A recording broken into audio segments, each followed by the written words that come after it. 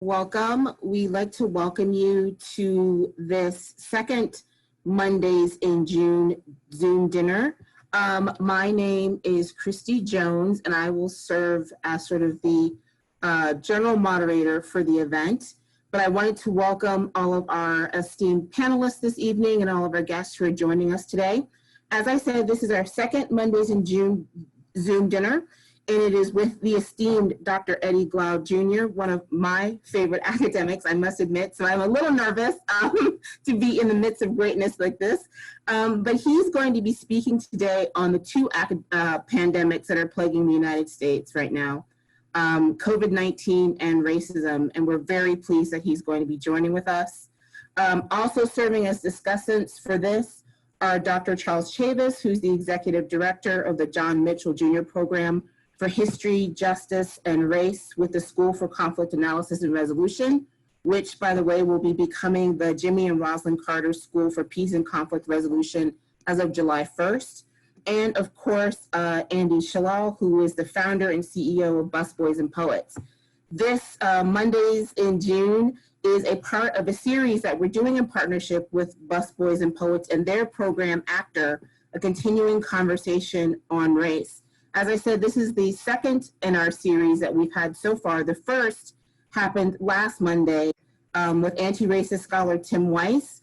We're going to be providing you the link to that recording in the chat so that after this event, we welcome you to take a look at that as well. Just as an FYI to everyone who's coming into the event, this event is being recorded. It is being streamed live on Facebook Live.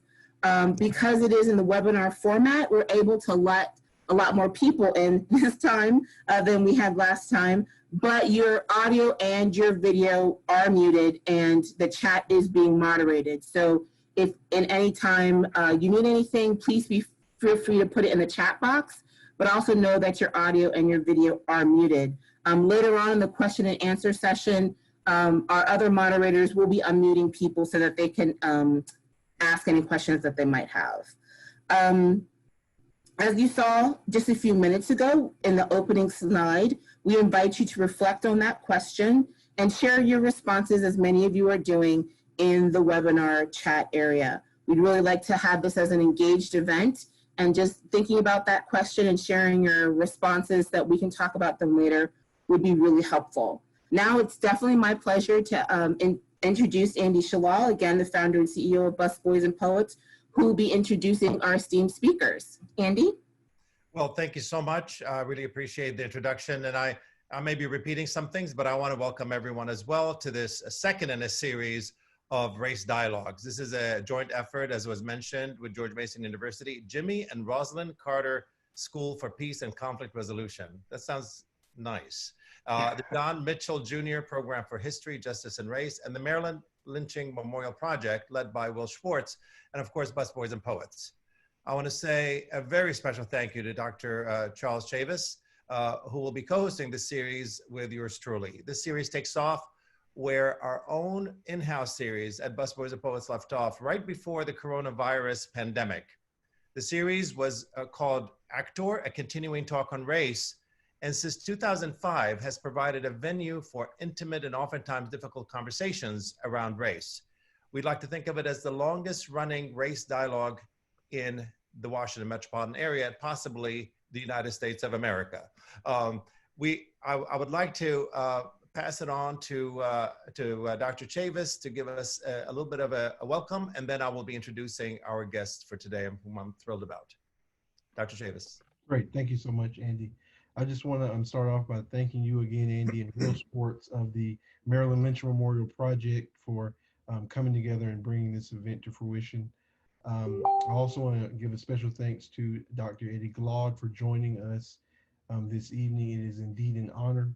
I just wanted to share a few words about the John Mitchell Jr. program for History, Justice, and Race, which is located, as you will hear a lot tonight, in the Jimmy and Rosalind Carter School of Peace and Conflict Resolution.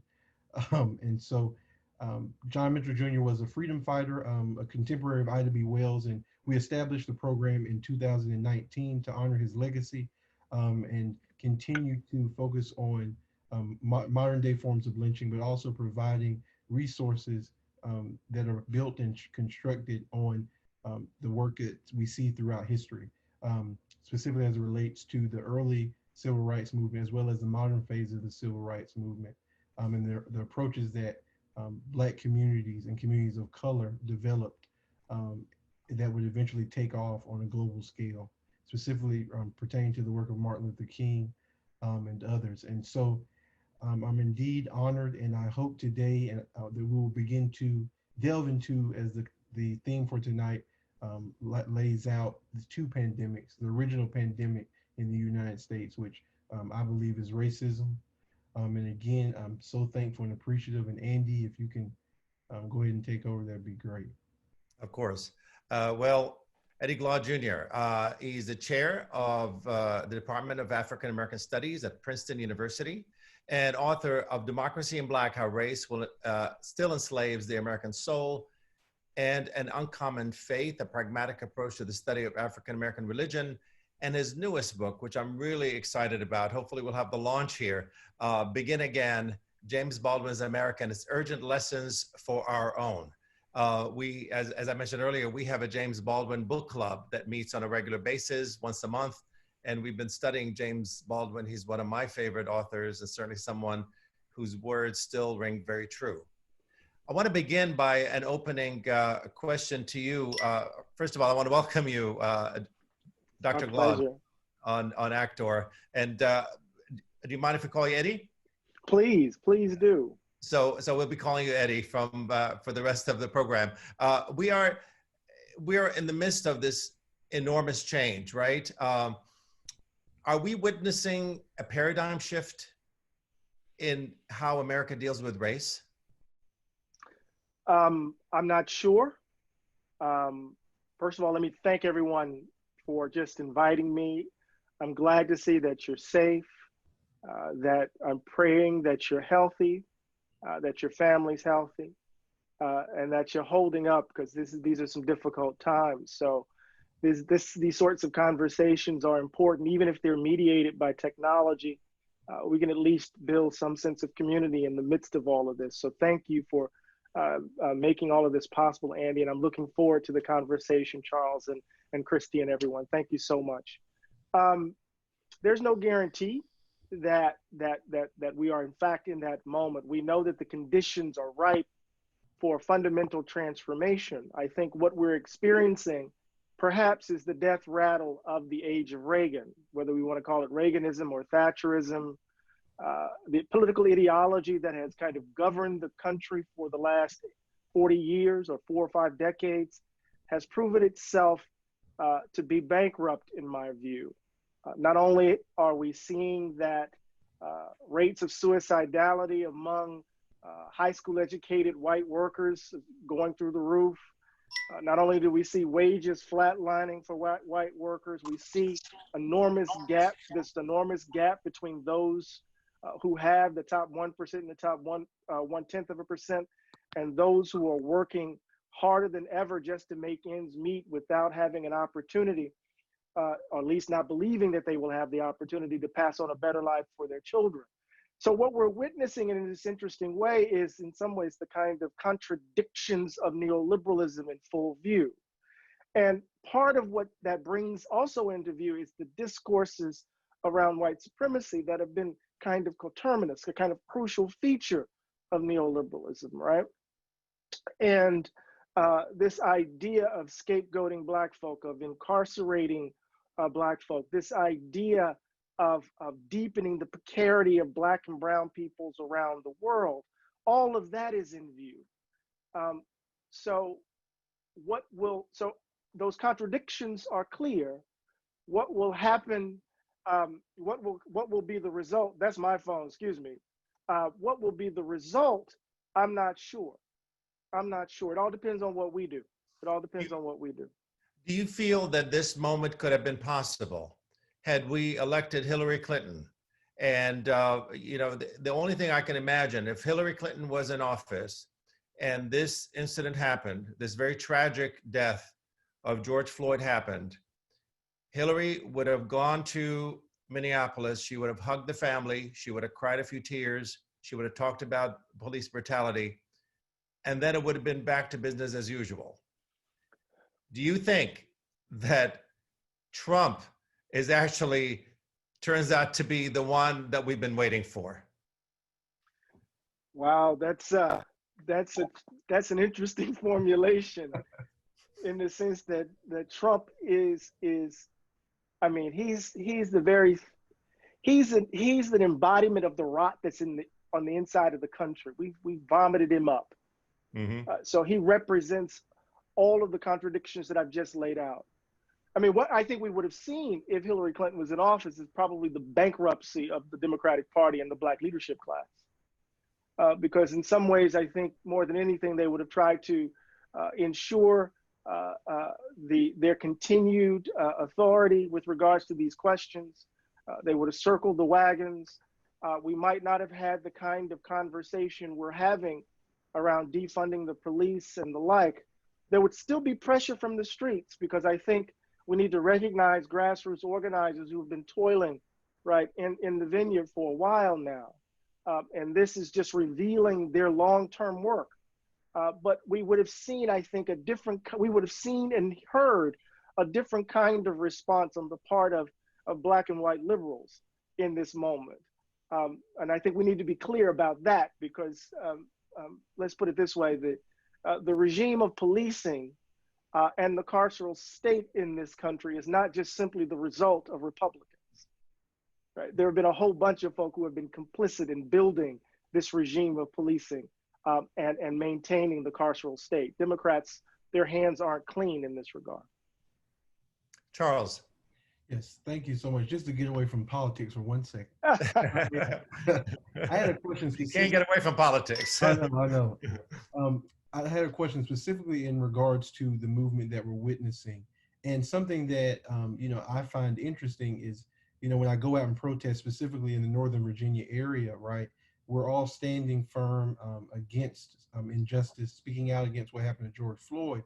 But if we look a little closer into our local experience of people of color, there's hundreds of George Floyds, right? And specifically in Fairfax County, you've probably seen it recently on CNN.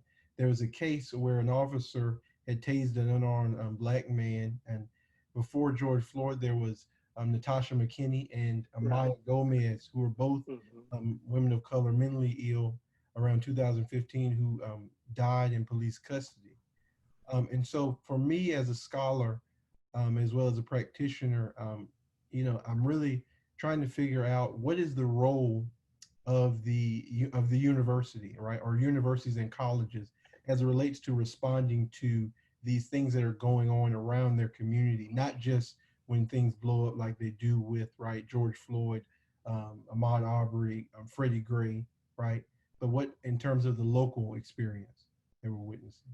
That's a hard question, in the sense of town gown has always been a very vexed issue, particularly with regards to universities and colleges that are in spaces that are diverse, that are in communities that are resource deprived. You think about Yale and New Haven, for example, and the complicated relationship between that institution and the city. So ideally, one would expect that the university could leverage its influence, its capital, to impact the circumstances of those who live around the institution. And many of the people, let's be clear, who live near the university more than likely work at the university, right, or have someone who works at that university. But at the same time, we don't want to be naive about how these institutions function. We don't want to be naive about their boards. We don't need to be naive about their self-interest. And oftentimes, the communities that they inhabit are invisible to them outside of that self-interest. And so it's up to us, those of us who inhabit spaces, who have a certain kind of capital and authority, to leverage the resources within our reach and to figure out how we can begin to impact the ways in which our communities, the people in our communities live. So in other words, what I'm saying, we don't want to overburden our expectations of what the university and college can do. What we need to do is to understand how we can leverage their resources in order to help in ways that we can. That's not a very good answer, but I think it's a realistic answer about our expectation of what universities and colleges are doing, as opposed to our expectations of what they should be doing. Great, great. Thank you so much, Eddie. Appreciate it. Sure. Do we have any questions from our viewers? I think we had a few questions that we had teed up and prepared.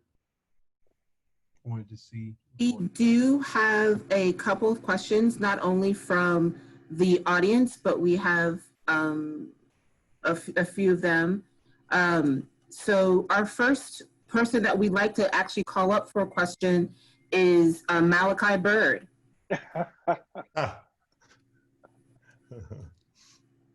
Hey, Malachi, how you doing? Is he there? Hello, Malachi, are you there? I am here. Hello. Hello. A panel of wonderful people. I'm honored to be here. So, Dr. Eddie Glaude, I have a question for you.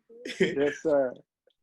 You're somebody that, who I've seen, in a space like Princeton and across many other spaces, be someone who is very intergenerational in the way that you engage with your work and your activism and your politics, etc. The grandmas love Eddie, the grandkids love Eddie, right? And something that I think that we have to realize is this movement looks so different because it is the Generation Zers, right? It's the younger wave that's creating a movement that we've never seen before.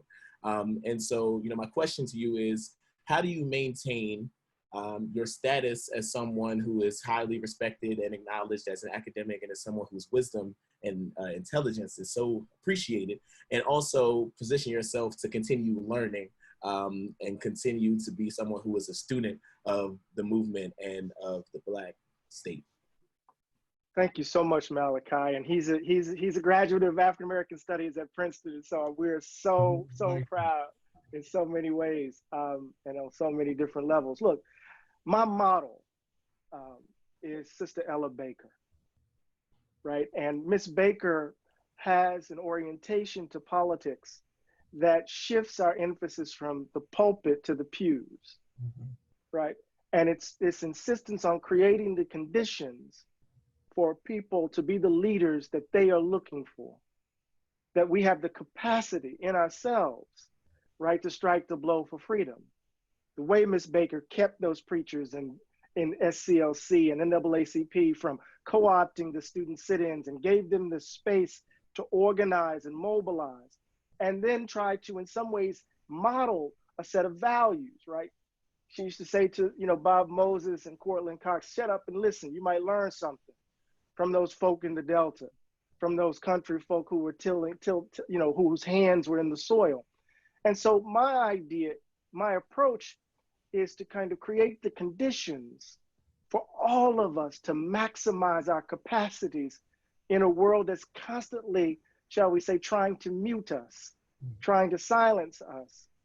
And that requires, in some ways, understanding my role, trying to, in some ways, perform a bibliography that's at the heart of our struggle, challenging claims that this is not your answer. This wonderful tweet that Professor Perry tweeted the other day was, we don't want to disrespect the ancestors. We want to stand in that space, right? Creating the conditions under which we can grow into the struggle that is the wind beneath our wings.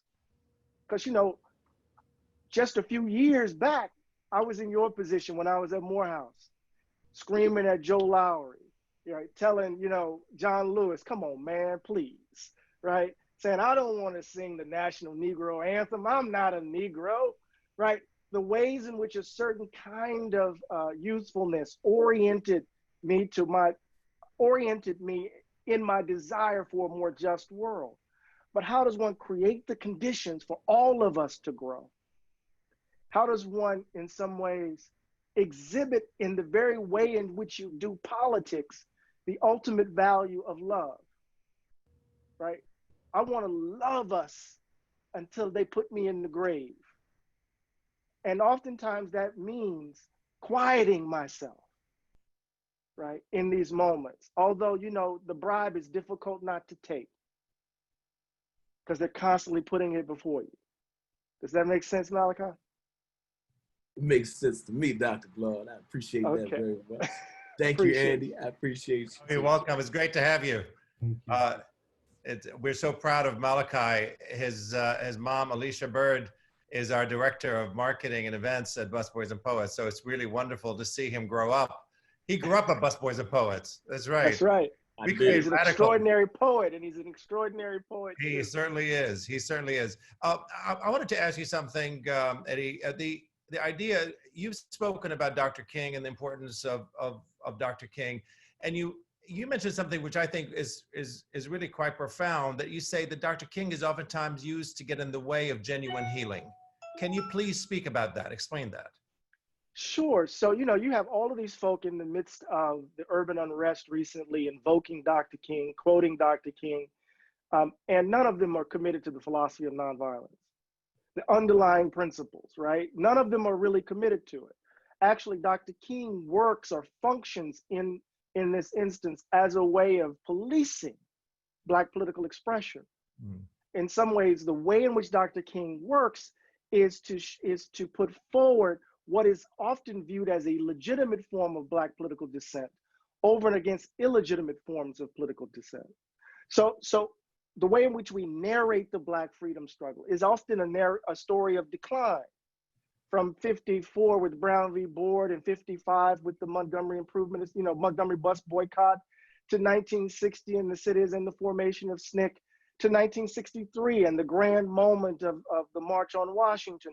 And every now and then they'll throw in, the Civil Rights Act of 64 and the Voting Rights Act of 65 and the Great March of Selma, which is much more complicated than how people represent it.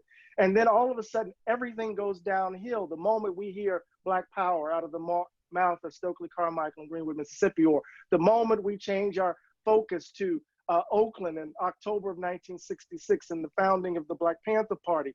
Suddenly, right, the movement is full of resentment. It is captured by identity politics and the like. And what you get in that story, in my view, is an attempt to police what constitutes legitimate forms of Black political dissent, and an attempt to, in some ways, and to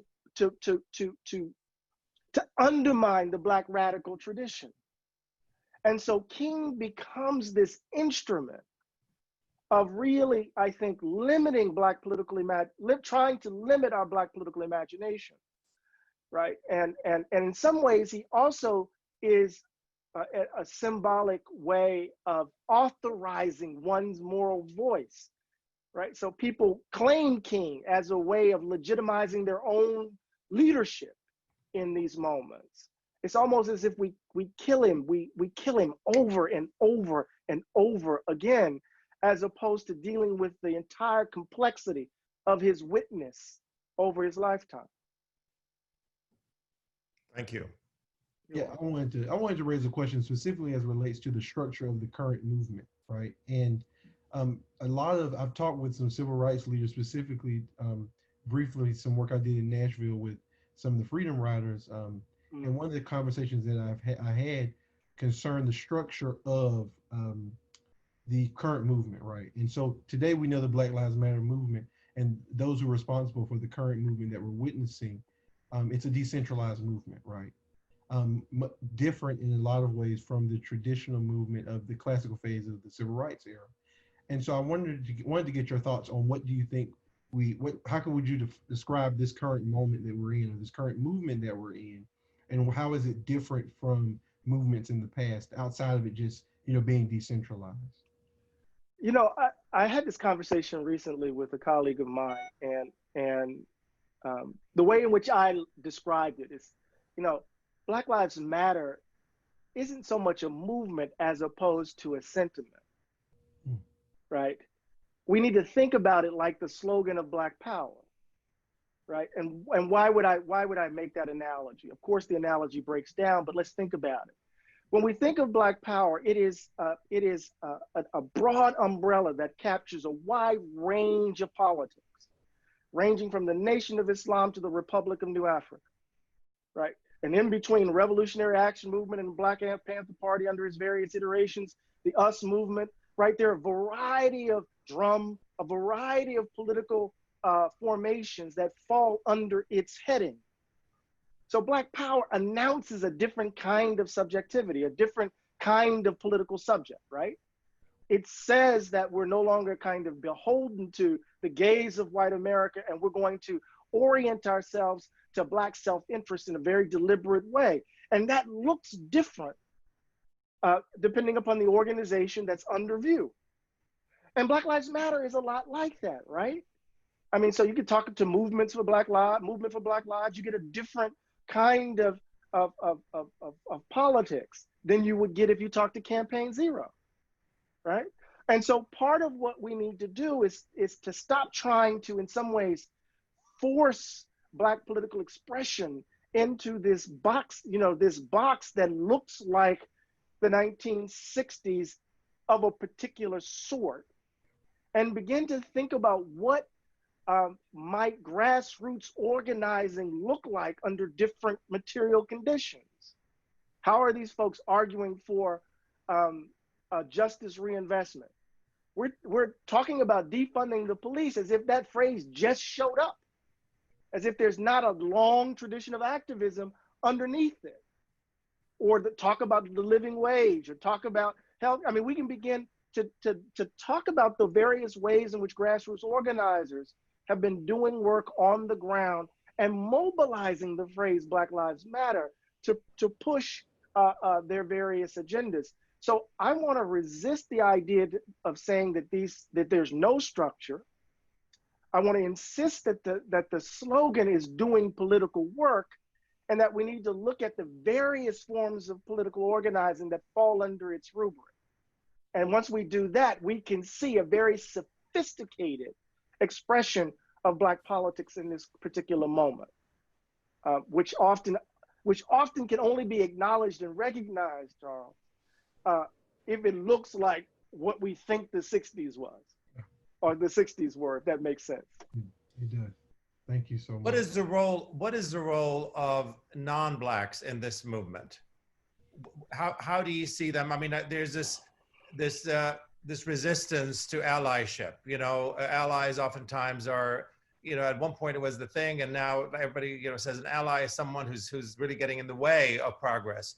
So white people are trying to figure out where they need to be in order for them to be part of this movement and not overtake it. What do you see the role of white people in this movement? Andy, I think it's important for us to kind of deconstruct the critique of allyship. I think in some ways it might be a misdescription. There is a resistance to philanthropic and charitable approaches to justice, right? As long as white Americans think racial equality is a philanthropic enterprise, then they're part of the problem. Right? Justice is not, racial equality is not something for them to give. Charity is not the orientation to how to build a more just world. And, Jimmy has a wonderful line where he says he's very suspicious of liberals. He doesn't want anybody working for him who wants to do something for him. Right? He's very deeply suspicious of that orientation. And so part of the answer to the question is we all need to be about the work of building a more just world. What does that look like? How does that take shape as we work together? We think that everyone should have a living wage. What does that mean when we're all working towards that? We think that everyone should have decent housing. At least I'm talking about me, myself, and I. That's that we, right? Everyone should have decent housing, right? Everyone should have the access to healthcare should not be tethered to their employment, right? Policing should not depend upon your zip code, right? We should not only defund the police, we need to build a public infrastructure of care, which changes the very way in which we think of safety, right? In other words, instead of getting caught up in questions of so-called identity, because identity questions are all about justice questions, we need to mobilize around the broader issue, or the more basic issue, not the broader issue, the more basic issue of how to build a more just world. And if you are an anti-racist white person committed to that end, then we can get about that business. But you can't be coming in the room trying to be a philanthropist or engage in charity. You do that, then you become the object of critique. And I think that's what we need to disaggregate from the critique of, from the broad description of a critique of allyship as such. Is it possible for us to move forward as a country, having a constitution that is built on race and racism in itself, having the Emancipation Proclamation, which is, as you say, was a charitable enterprise, you can argue. It was given by a white man to free people who he has no right to enslave to begin with. So it turned everything on its head and created this paradigm of power by the white elite. Because if I can give you freedom, I can take it away. So are we going that deep? Are we thinking, you even mentioned, you said the old nation has to die so that a new nation must be born. Right. That's your quote. So what do you mean by that? Do we need to reconstitute this country in order for us to be able to get beyond race and racism? Yes. Okay, thank you. Next. No, what I mean by that is, there was a serpent wrapped around the legs of the table upon which the Constitution was signed. And that serpent threatens to swallow it all whole. And so part of what we have to do is engage in or admit that we have built the country true. That what we see is not some aberration, that this is, the Gunnar Myrdal American dilemma kind of argument that that's all we need to do is align our practices with our ideals. No, our practices actually reveal what we truly believe, as I argued in Democracy in Black. And so, but at the same time that we offer a description that we've built the country true, we also have resources to reimagine the country, to tell a story about who we are in light of, right, the evils and cruelty that are part of this history, to take the best of our traditions and to begin to think about what it might mean to build a truly and genuine multiracial democracy, right? That's going to require a different kind of confrontation. Busboys and Poets has their James Baldwin group, and as a reader of Baldwin, he always believed in the New Jerusalem. He always believed in our capacities to create ourselves anew. And there's a wonderful line, I think he wrote it in response to his resignation from the Liberator. He says he wants us to do something unprecedented, to create a self that doesn't require enemies, right? So in the midst of this broad effort to reimagine what it means to be together in this place, it will require of us, I think, right, a reckoning with what the country has done so that we can build it anew, without kind of getting caught up in the American ideology, which constrains and contains, right? We need to do something more radical than that, it seems to me. We need to emancipate white people from white supremacy. I think that's the real emancipation that has to happen. Yeah, if we can, Wendell Berry's The Hidden Wound. I think everyone should read that from that Kentucky-born white boy, right? I think it's important that, Wendell Berry says over and over again that he has to constantly contend with the racist that he is, that his racism is as natural to him as his language. And Jimmy makes this wonderful distinction, I think, that we all need to make. There are white people, and then there are people who happen to be white. I love a lot of people who happen to be white. And then there's white people. And what does that distinction mean? It means that those are folks who are invested in this idea of whiteness that accords certain benefit and value because of the color of your skin and devalues others, sees the country in a particular sort of way, understands resources not only here, but abroad in a particular sort of way, right? Who are invested in their advantage precisely because they're white. I want us to build a world where those commitments have no quarter to breathe. But I don't want to spend my time trying to convince them that they ought not to hold them, because civic energy is finite. We don't have too much time left, if that makes sense. Makes sense. Charles, Yes, I'm tempted to ask a follow-up. go for it. Go for it. We have a lot of people waiting. That's all right. Yeah.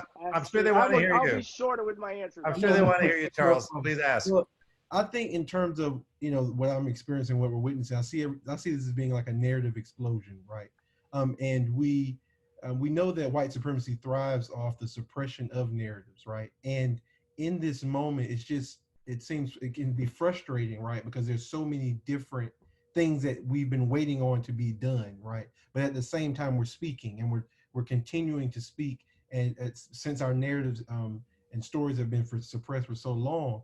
And so I find it difficult to figure out whether or not we should continue with the narrative change and continue to push, or should we do both at the same time in this moment, like in terms of social transformation, right? So should we be trying to, implement narrative change and social transformation simultaneously, or should we continue to separate them as we have done before? It is my view, Charles, that we have to do both simultaneously. One of the more insidious features of our moment over these so many decades has been, and I've said this over and over again, I'm like a running motor, is the all-out assault on the imagination, right? So there is this sense where we can't see ourselves outside of our current arrangements. So before COVID-19, to just even bring up Medicare for all, people were like, we can't pay for it, so we can't even think about it as a value. We couldn't even give voice to the fact that if you're working 40 hours a week, you should have not only a living wage that you could pay your rent, but you should be able to do much more than that, right? We couldn't even give voice to the value because our imaginations have been so contained and constrained. So part of the work that we have to do is introduce language in the midst of struggle. We have to introduce a different way of describing our being together. We have to introduce language around what we value, that we don't want to see ourselves as just simply self-interested persons in competition and rivalry with other people, that the public good ought to be robust. It goes beyond just you and me out there relentlessly pursuing, right, our own selfish ends, right? We have to introduce a robust moral language into the discourse. And I'm thinking here about abolitionism. You think about the condition of slavery. Most people in the antebellum period couldn't imagine America apart from the institution of slavery. So you have to introduce a moral language, right? A way of thinking that they can inhabit. And that has to happen alongside of the struggle to actually transform concrete conditions, right? The language is absolutely central, right? So these young folk who have grown up in catastrophe, right? They've grown up from Hurricane Katrina to mass school shootings, to the Great Recession, to police murders, to now pandemic, to this. I mean, just grown up in catastrophe. They understand the whole thing is broken.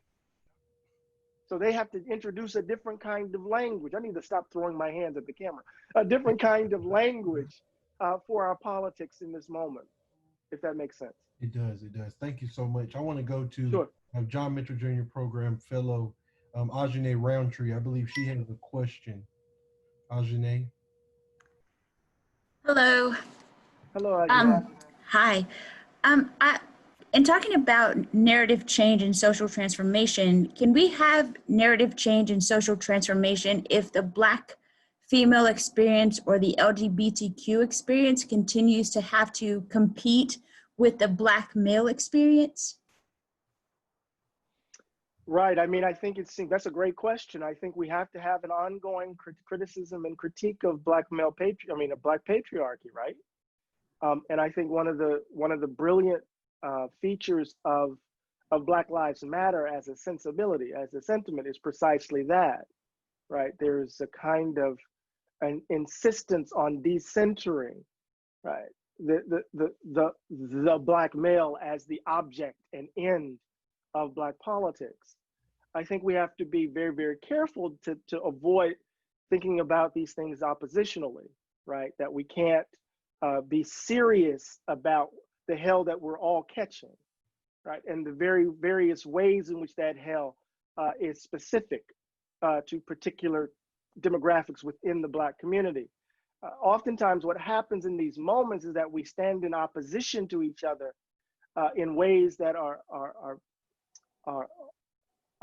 in ways that for me as a reader of our tradition that are odd, right? There's always been contestation and conflict, but I haven't seen as much as I've seen over recent days as thinking about these ends as completely, right, in contradiction with one another.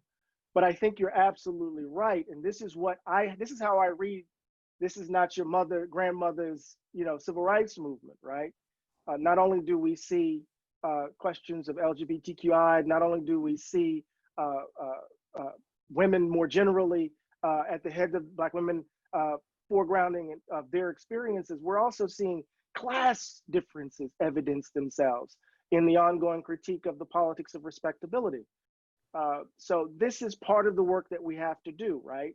Is model the very kind of world that we want to bring into view in the very ways in which we struggle. Does that make sense, Anjanae, or am I rambling? No, that makes sense. I appreciate that. I think we do have a long way to go in just making sure Black women and the LGBTQ community have position within the narrative holistically, and not just as a footnote or as a counterpart to what's going on in the Black male experience. So thank you. Absolutely. I mean, and that's all we need to do is read the remaking of Black Power. It's a wonderful book to see the work around the Third World Women's Alliance and the difference between what their politics were like, involved their political ambition, and the Combahee Collective, right? To see that there's contestation even within these cohorts, right? These demographics, right? To kind of give a view that our politics are complicated. You just can't posit the fact of Blackness as the basis of a political expression. We have to do the political work on the ground. You just can't assume that by virtue of being Black that somehow we all have the same interests at heart. We got to do politics. I see Pamela Pinnock is on the list of people that want to ask a question. Pamela used to be our events and marketing director and used to run. She actually co-founded Actor, which is the program that we're doing right now, that we're doing on Zoom. Can we get Pamela on? Hello, Pam, are you there? Well, while we're waiting, she had her hands up. I saw that. Okay. While we're waiting on Pam, we have a question from Ambassador Brazil here, and Christy is going to ask a question on her behalf. Sure. Christy. Well, actually, I think Pamela has. Yes, I'm here. Okay. Pamela has popped up. There she is. Yes, Hello, can you hear me? We can hear you. How are you? Can you hear me? Yeah. Good. Hi, Andy. Thank you for convening this. So good to see you. There are a couple of points that I'd like to address.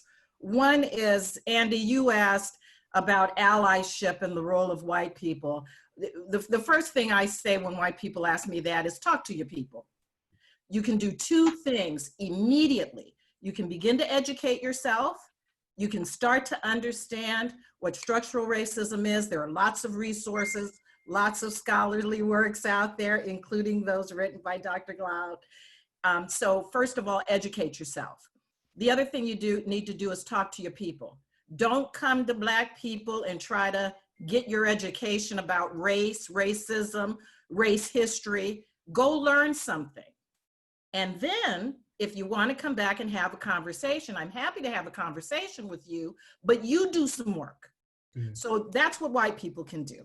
The point that Charles made about kind of stepping away from politics and use the example that took place in Fairfax County over the weekend.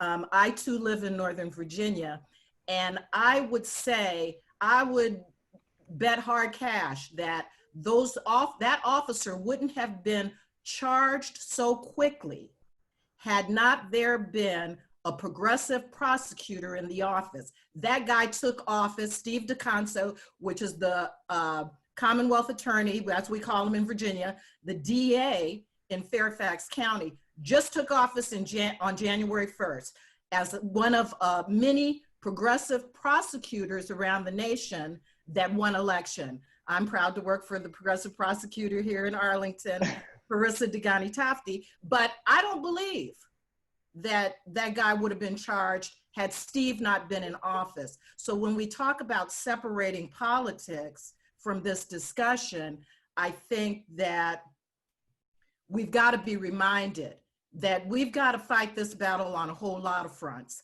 And that's one of them.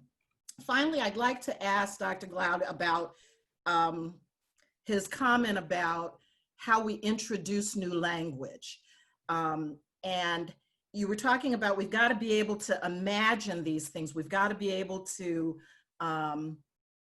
imagine new language around wages, around healthcare. But you also said earlier in your comments that this concept of defunding the police, that's not new.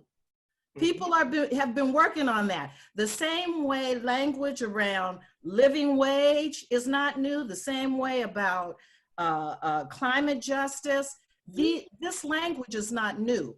So I'd like to ask you, how do we elevate the voices that are our subject experts in these topics? People that have been talking about these things for years. How do we elevate their voices when so few of us have the broad national platform? Right. So, in saying that we have to introduce new language, it's not to say that it happens in the moment that we give expression to that language. It takes time, right? Mm-hmm. So when we think about the longue durée of abolitionism, it's not like at the very moment that they invoked an anti-slavery position that it became the language of the nation. No, it's a long haul. It's not something that happens immediately.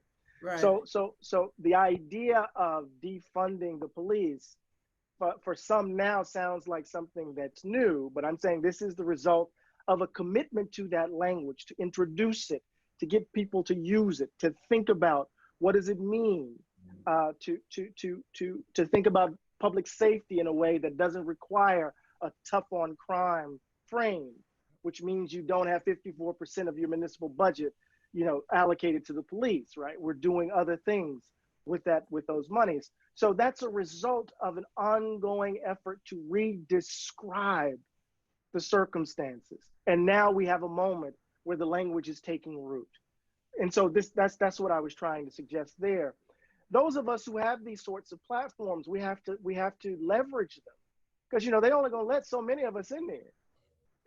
to be honest with you, only so many folks are gonna have access to microphones and to public media in the way that I do, for example.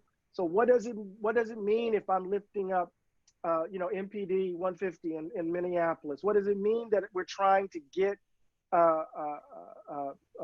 anchors to turn their attention to activists on the ground, or to tell a different story, or to frame it in a different way? We have to leverage our influence, our capital, but there's no necessary relationship to us having the platform and us having let me say it this way. There's no necessary relationship between me having the platform and me necessarily having the politics to lift up the people we need lifted up. Does that make sense? Oftentimes we assume that folks who have the platform actually have the politics that agree with what the kind of politics that we're putting forward. And that's not necessarily the case. Yeah. I had just one other question, and that is in the conversation very often, and I've heard just so much, what are Black families telling their children? What's the conversation in the Black home? Every time a horrific event comes up, there's that narrative. So that, and what it feels like to me is, it feels exploitative. It feels like white America just wants to view our pain again. And so I'd like to turn that on its head and ask you what you think of when that question is posed, to come back with the question to white people, what are you telling your children about this moment? What are you telling your children about structural racism and police brutality against Black people and other people of color? So I wanted to hear your point about that. You know, I think it's a point that is consistent with, I take to be the revolutionary thrust of Baldwin's corpus. You know, Jimmy flipped it, right? I'm not the N-word, never have been. Right. The question is, why did you need to invent the N-word in the first place? Mm-hmm. And until you figure that out, we're in trouble, right? But at the very moment in which he inverts it, right, where he flips the script by saying, Black folk we're not the problem, y'all are. Mm-hmm. Those folk who are invested in whiteness, that's where the problem is located. Jimmy is still grappling with something as he put it in the uses of the blues. He says, I don't know what the Negro problem is, the way in which these folk render it, but whatever the Negro problem is for Black folk, it's trying to keep whatever the world is saying about our children from taking root in their souls. Mm-hmm. Right? So the reality is, you're right, that there's the spectacle surrounding Black trauma and Black suffering. Right. There's the spectacle surrounding viewing the footage of a public lynching over and over and over again. And then there's the reality that we do have to tend to our babies in the midst of this. That we have to figure out, you know, how to deal with this odd public ritual of us grieving in public over our dead, over and over again. And we have to deal with the trauma that comes with that, right? And the trauma is accumulative. It's almost with every death, it is layered upon the death that preceded it. And so we have to grapple with that. And to be honest with you, I don't want the fact that white folk view it as spectacle to keep me from grappling with it. Mm-hmm. You see what I mean? Yes, I see how you're approaching my suffering, but I'm still gonna deal with it because I got to. That's the only way I'm gonna be able to go into. Yes, Andy, I can keep going on and on and on. No, I was gonna say, Pam, as she and I used to say, she's a treasure trove of ideas, and she could talk for 6 hours about this stuff because that's what she does. She's amazing at it. She's incredible. She actually hosts the actor program for us at the Busboys and Poets in Shirlington pre-COVID. Right. And we hope to bring it back when things go to some sort of normalcy at some point. Right. Yeah, thank you so much, Andy, for convening. It's a pleasure to have you. Good to see you. And Professor Glaude and Charles, please, really, thank you so much for lending your voices at a time when so many of us are trying to have this conversation. Thank you. We're going to go to Christy Jones right now. She has Ambassador Brazil on, and so go ahead, Christy. Yes, I just wanted to give, as the daughter of a senior foreign service officer myself and a former ambassador, I'd like to invite Dr. Ambassador Brazil if she's able to join us and ask her question. Ambassador Brazil, are you still there? If she's not able to tee up, I can go ahead and ask. And this is a question that in some ways she summarized for multiple people, Dr. Glaude. She was asking, how do you account for the international embracing? Oh, Dr. Brazil, are you there? Yes. We can hear you. I'm here, but go ahead. I've forgotten what I asked now. Ambassador, thank you so much for being with us. My father sends his deepest regards. Oh, her question was, how do you account for the international embracing of the Black Lives Matter decentralized civil rights George Floyd protests? There are protests going in African countries, including, and also in Japan, South Africa. We see things in Palestine and Syria. We had several actually participants who were asking about that, about how the African diaspora around the world, but also marginalized people throughout the world are embracing this movement. And we'd love you to answer that, most likely as our final question. Thank you, Ambassador Brazil. I'm so sorry I went on too long in my answers. we have probably one more. If we have time for one more question, if we do it briefly. Sure. I'll do it really briefly. Look, around the globe, people are catching hell, and they're catching and the front line of that hell has often been the police within the various states. And so this moment in the United States is like a synecdoche. It's a part for the whole. George Floyd has become a symbol of the hell that folks are catching across the globe. And it takes root in very different ways, whether you're in London, whether you're in Berlin, or whether you're in Sao Paulo, right? There's a way in which the precarity of one's existence was captured in those 8 minutes, a little over 8 minutes. And so we see solidarity being expressed because whether you call it Reaganism or whether you call it Thatcherism or whether you call it neoliberalism, the contradictions are in full view, and the folk who have been catching hell are now saying, no, we are tired and we don't want to suffer it anymore. Do we have time for one more? Yeah, we do. Let's do. We have a doctoral research fellow for another Mitchell program, doctoral research fellow. Benga da Silva has a question. Benga, are you there? Christy, do we have Benga? I think Alicia was going to try to open him. I'm not sure if we're able to grab him. Andy, did you? I see him up there. There he is. Yeah, Go ahead, Benga. Go ahead. yes, thank you so much, Dr. Glaude. I just want to ask about the role of Africans in this conversation.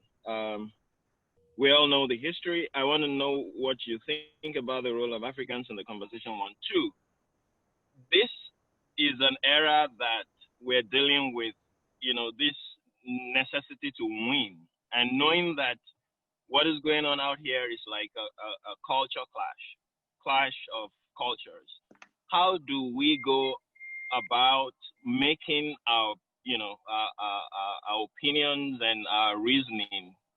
How do we make that trump the idea of making America great again?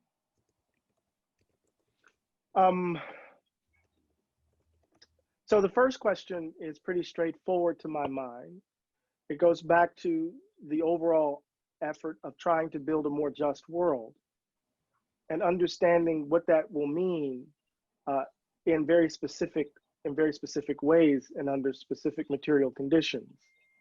So in my context in the United States, in our context in the US, not only do we have to deal with the domestic reality of policing, but we have to deal with how that particular regime or orientation orients itself to American imperial power across the globe, and particularly on the continent of Africa. And so as we deconstruct the way in which policing looks in the United States, we have to at some point connect that up with the ways in which American military might is expressed across the globe, because one of the interesting ironies of the current moment is that the post-World War II consensus, which has America at the head of it, is collapsing right in front of us, right? And the Silk Road Initiative of China is trying to rewrite the global landscape, but it still has a kind of colonial logic to it. And we have to understand that as part of the work that we want. The work that we're engaged in about building a more just world must not be limited within the US nation state, right? We can't get caught up in that, right?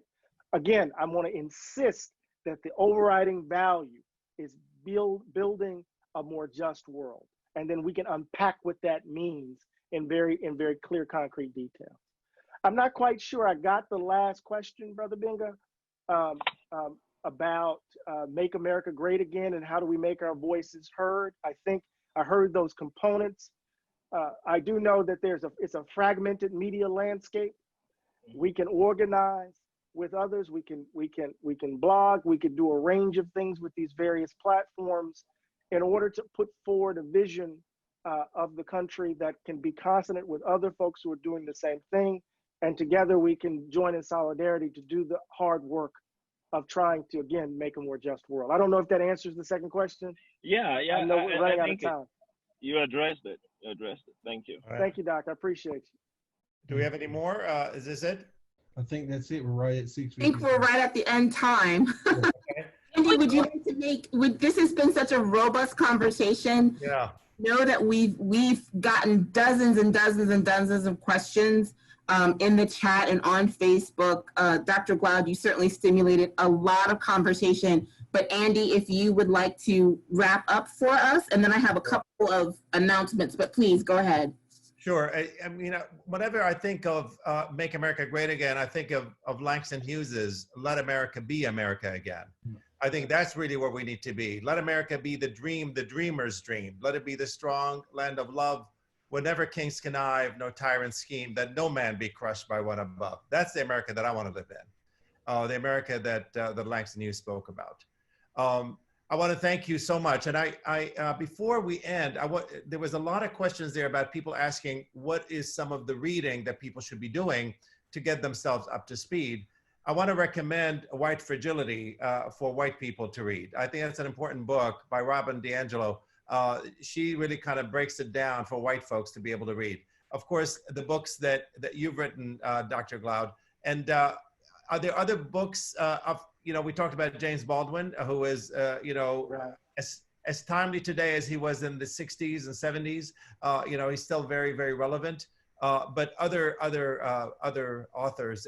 I think people should read No Name in the Street. Obviously, I think it's his most powerful book of nonfiction. Mm-hmm. There's a wonderful book that offers a really exquisite and elegant account of the cultural practice of racial inequality. It's by my colleague Imani Perry, More Beautiful and More Terrible. Mm-hmm. It's a wonderful account with a broad bibliography. I would urge you to read that. Of course, there's Ibram Kendi and some other folks. But I think if you sit with the Perry's book, you will have a different kind of language to talk about this struggle for racial equality in this country. Well, I want to thank you for being our guest today. We were so thrilled when you accepted. Thank you so much. And I want to thank the university and the Carter School and everyone else that's involved. Our team, of course, at Busboys and Poets, and all the others that were involved in this. So, Charles, please, any closing words? Yeah, before I close, I did want to make sure that Dr. Glaude had the opportunity to let us know about his most recent book, Begin Again. So if you could share that with us, and we can go ahead and close out. Yeah, the book is scheduled to be released on June 30th. Hopefully we will be doing that with Busboys and Poets, but it is my attempt to think through James Baldwin's, how can I put this? Jimmy lived through a moment in which the country turned its back on its promise. He lived through a moment when he witnessed the murders of Medgar Evers and Malcolm X and Martin Luther King Jr. And he picked up the pieces and said, responsibility is not lost, it's abdicated. And if one refuses abdication, one begins again. Mm-hmm. And I think we have some lessons to learn from what he did in the aftermath of the Civil Rights Movement and what we need to do in our current time. That's what the whole book is about.